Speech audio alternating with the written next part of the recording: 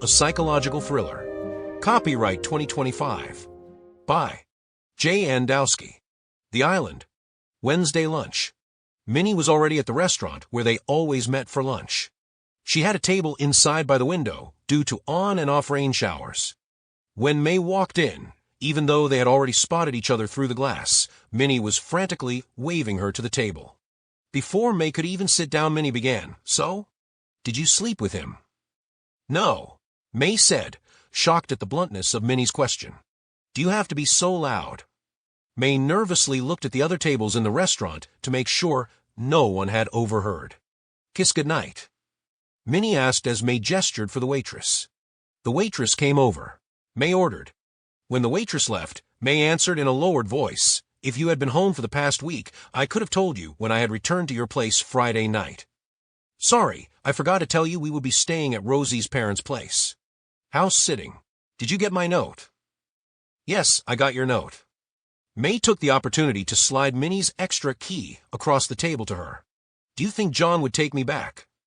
"That bad?" Minnie was surprised. Was he a bad kisser? "No. He didn't even try to kiss me goodnight." May answered, clearly disappointed. "No." Minnie was confused. "I thought most men always at least try." "John never tried either." May explained to her, "Not all men are wolves. If you dated any, you would know that." "I didn't know that about John. When did he finally kiss you?" Minnie was genuinely curious. "He waited until I gave him the eyes. That wasn't until our fourth date." "So, you didn't give Brighton the eyes Friday night?" The waitress came with her salad and a coffee. When she left, May continued, "I did.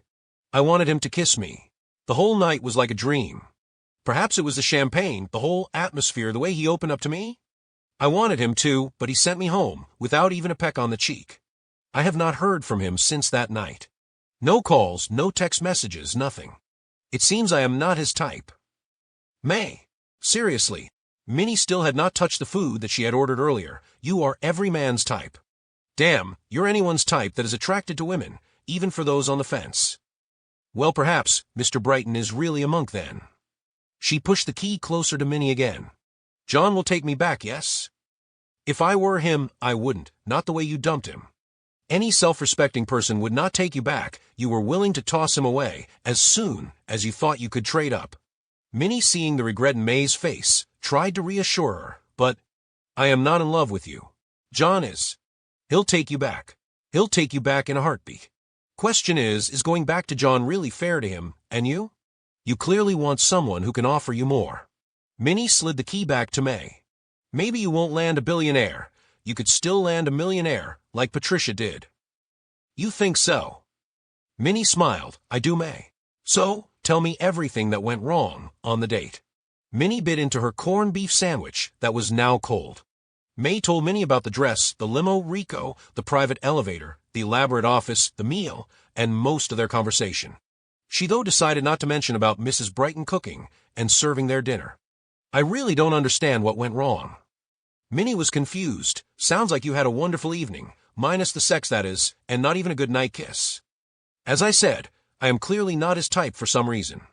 May answered Minnie, just as her phone began to ring and vibrate. She took out her phone and looked at the number. "It's Miss Sato." "Answer it." Minnie insisted as she picked up the check. "Hello, Miss Sato." May looked at Minnie confused. "Yes, I am free Friday night." She hung up the phone. She turned to Minnie. "They are sending a limo for me on Friday. As I said, you're everyone's type." Minnie smirked as May took the key to Minnie's place off the table. Friday. The limo was again outside her building waiting for her. Rico this time delivered a new dress to May's office. The dress was a modern Indian-style outfit that mimicked a traditional sari. It consisted of a long silk skirt that slid up high on the right leg and had a bikini-like top, also of silk with Indian-style beadwork. Her midsection was bare. As a final accent, it came with a single yard-long silk scarf. The whole outfit was in bright summer colors. As Rico properly dressed May, she explained to her, "It is an original Anamika Kana. She did the alterations for you personally." My. Martha Ziegfelds reacted seeing May in the dress. "May, I never understood why you never wanted me to let me represent you as a model." May smiled at the compliment. Perhaps if this date doesn't go well, I'll take you up on that. I will hold you to that, Miss Trumbull. May this time was not sent to Mr. Brighton's private office. Rico instead had pressed the button for the roof. The elevator once again ascended to Sean Brighton's world. The doors opened, and May was on the roof of the building. She could smell and feel the fresh, cool sea air rolling up from the water below. Sean was standing there waiting for her. A sleek corporate helicopter was on the landing pad behind him. He smiled at her. "You are more beautiful each time I see you." He reached out and took her hand and led her to the helicopter. Opening the door, he helped her climb aboard and buckled her in. He gently placed a headset on her as he sat in the pilot's seat next to her. He then buckled himself in and put on his headset. "Comfortable?" Hearing his voice in the headset, she replied, nodding her head. "Where is the pilot?" "You are looking at him."